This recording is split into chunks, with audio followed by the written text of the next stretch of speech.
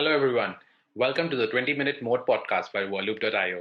Here we talk with senior thought leaders and practitioners in the space of customer support to understand how customer support is evolving and how is tech enabling them to build delightful support experiences. And today I have Arun, who is the co-founder and CEO of CrackVerbal. I have followed Arun super closely since he co-founded CrackVerbal, and he's a bundle of infectious energy. For folks who don't know Arun, here's a short brief. Over the past decade, he has worn multiple hats as a tutor, entrepreneur, and a technology manager. While his career started as a techie, he plunged full-time into entrepreneurship in 2011, where he co-founded CrackVerbal, currently India's leading GMAT test prep and MBA Applications Consulting company. Arun, for our listeners, would you be kind enough to share a bit more about yourself and CrackVerbal?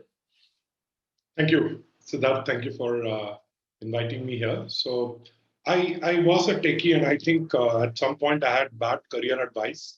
And at some point, I just realized that should be the kind of mission that I need to have. So after spending about a decade in the IT industry, I became an entrepreneur. To be honest, it was a education entrepreneur. It became a tech a lot later in the stage. So CrackVerbal, we help students with the GMAT prep, and we also help them with the admission consulting part. And through this, it's been a journey for about 10 years. And I also have co-founded another company called English for India, which is also in education, but it's in a B2B market where we do communication training for companies. All right, great. I think you are now a serial entrepreneur. Like every time I hear about you, you have another organization against your name, right? All right. So let's deep dive into the topic for today, right? How important do you think is customer support in general and at CrackVerbal? Right.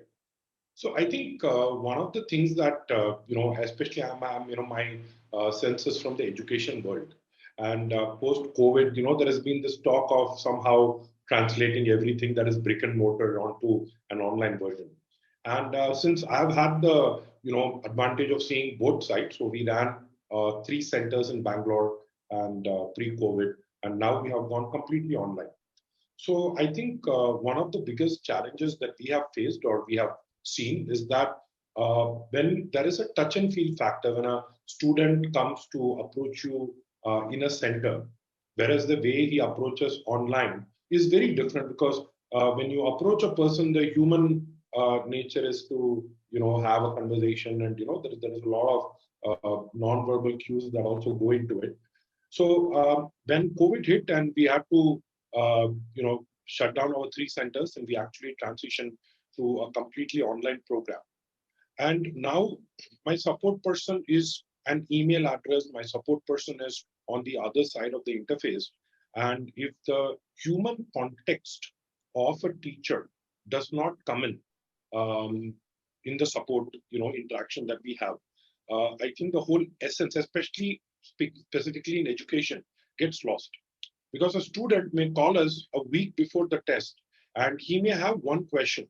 And this may be a question that could be not a deal breaker, but in the mind of the student, he just wants to have someone who he can talk to immediately, someone with whom he can, kind of get a little bit more clarity, and also the kind of the touch part to the tech. So that's been our, learning from the pre-COVID and the post-COVID phenomena as far as customer experience is concerned. Got it. And you talked about the learnings, right? And I would like a little bit more deep dive into this. What were the initial challenges your team had seen while handling support queries? And this is like pre-COVID, and you can break this into pre and post-COVID. And how typically were they resolved? Right. So I think one of the parts of the touch factor is, you can have very high touch, but what we also experienced over there was a lack of, you could say, we weren't able to clearly spot metrics. So if we have support tethered to a particular place, and you expect that students, let's say, come over or they kind of clarify their doubts, it's a very different way in which you kind of measure things. So the first thing that I think was a challenge for us is, how do we measure success, right? How do we measure customer interaction? One is, we could put one quantitative data points like number of queries they resolved, or the time that they took on the phone. But I think there is a softer qualitative thing that also comes into play, which is was the student feeling more confident after he had that interaction? And it could be support as simple as getting access to the material, or it could be something more complex where he's asking for some kind of an advice and wants to be put in touch with the relevant people in my team. So I think the whole idea of digitization for us was a process in identifying the right metrics, and I think that was the key challenge. Got it. And you talked about the entire digitization, right? Now, you have seen this evolution. How do you think, in general, it has evolved over the last 2 to 3 years? So I think if I were to give you an example of what we have done in CrackVerbal, so let me just give you a customer journey of what would have happened perhaps, let's say, 5 years ago. So he would have typically ended up looking up on Google, figuring out the institute name, perhaps calling. And when we call, we usually invited them to come over to the center. So ours is a B2C business, so we invited them to come to the center. And, there is a touchy-feely thing to the whole thing, is some, face-to-face interaction. Now what is happening is that this is the same customer who's probably sitting at 11:30 in his pajamas, with a credit card wanting to make a purchase. The way he wants to interact with the system is also very different than, from a customer delivery. So this is from a customer acquisition. From a customer delivery also, what happens is that, when you get into a online SaaS-based play, what I've realized is that the expectation is not from that of an educational company, but his expectation of what he would have with any other company, right? So we are seeing that, the way they have interacted with, let's say, the time that I used to call a Meru cab, right? And I would get it. Now I don't even need to call someone on Ola or Uber. I can just go ahead and book it. So I'm also getting comfortable, digitizing my interaction with the support team. So I think that's actually helped us. So we are also trying to see that if a question is coming to us, is there a way by which it can be served even before it comes to a human? So that level of filtration we have been able to also achieve. Got it. Got it. Understood. That is superb, right? And we talked about, you talked about Meru and the evolution, and I'm going back to the analogy of cabs since you started it. You talked about how we used to call up cabs, and initially it was a transport person down the road or nearby our home, right? And now we have, very comfortable firing up our apps and just booking, without even knowing who the person is going to come and everything, right?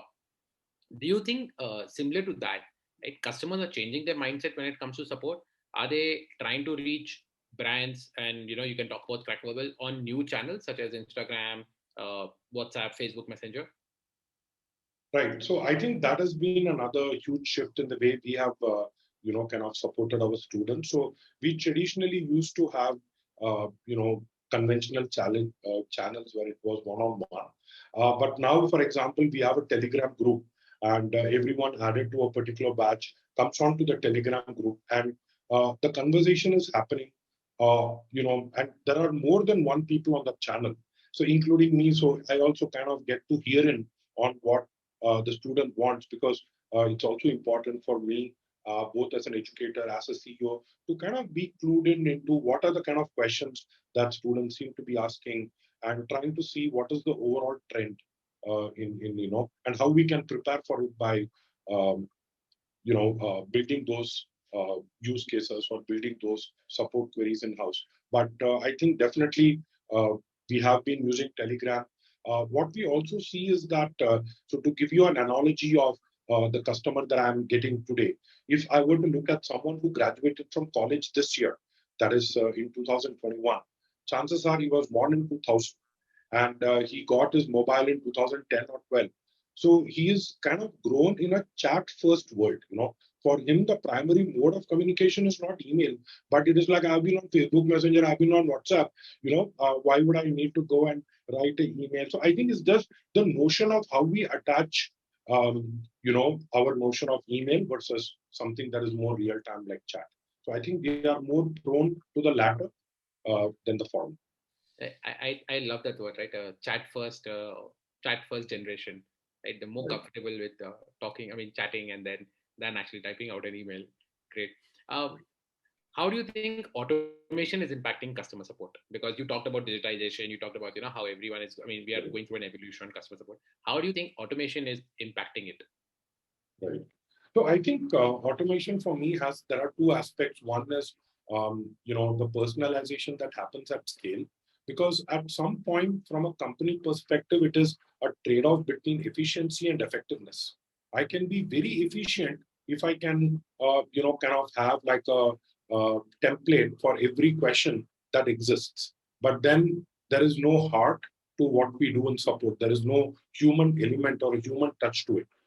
On the other hand, as I mentioned, pre-COVID, we had a lot of that human touch, but that human touch is not very scalable, and there are thresholds that we approach the moment our customer base goes up. So I think the sweet spot is somewhere marrying both of them. So there is some amount of customization that happens. There is a human intervention that happens, but at the same time, 90% of queries, like I really don't have a problem not interacting with Uber if my cab guy doesn't turn up, let's say, on time. However, if I'm going in for a decision like doing an MBA, right, or in the case of English for India, if I'm trying to learn English and I have a doubt, but if I try to put something which is going to be intimidating for me, I may choose not to use that support. So that's another thing that I don't want, which is create walls around the support so that we don't look approachable. So I think it's a yin and yang thing, just trying to balance both.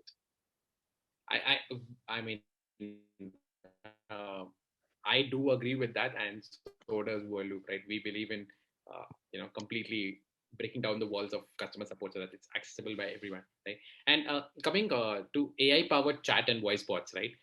And we call it conversational AI. What are your thoughts around conversational AI?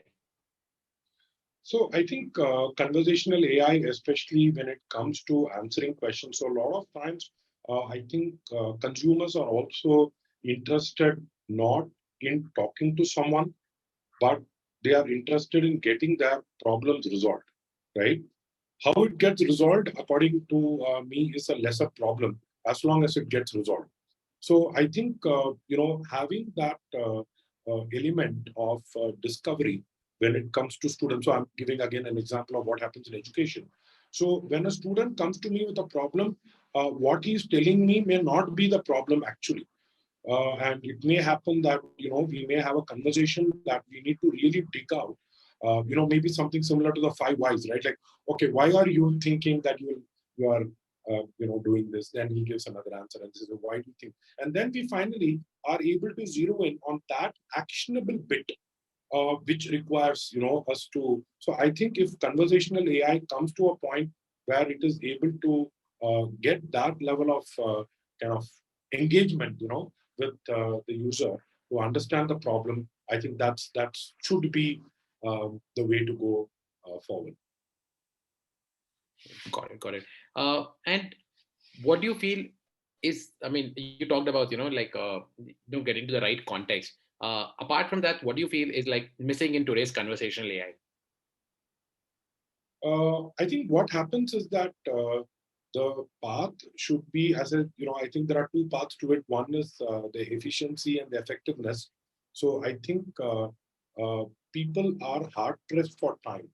And if they feel that they are having a conversation or they are not, I think, it's maybe the first 30 seconds or the first 60 seconds of the experience. So if they start they start seeing sense, and if the correct information is getting delivered to them in the first 30 to 60 minutes, I think 60 seconds, sorry, they start seeing the return on that time. Because the biggest challenge we have, right, in education is a student really has a fixed time every day that he's going to earmark to study, right? It's not something he's going to do the whole day. So he says 9 to 10, I want to study. And at 9 o'clock, he may reach out and he may want a doubt and he wants a quick answer. So any replacement to human technology should be something that makes him get at least that first level of answers quickly. And that's where I think conversational AI could make a difference. Got it. And given your experience and given that as a serial entrepreneur, right? What is the one tech you would love to see in customer support today? I think one of the things that we have argued, and this is in the office also, whether we should turn the video on for Zoom call or keep it off. So these are office communication protocols that we are also figuring out.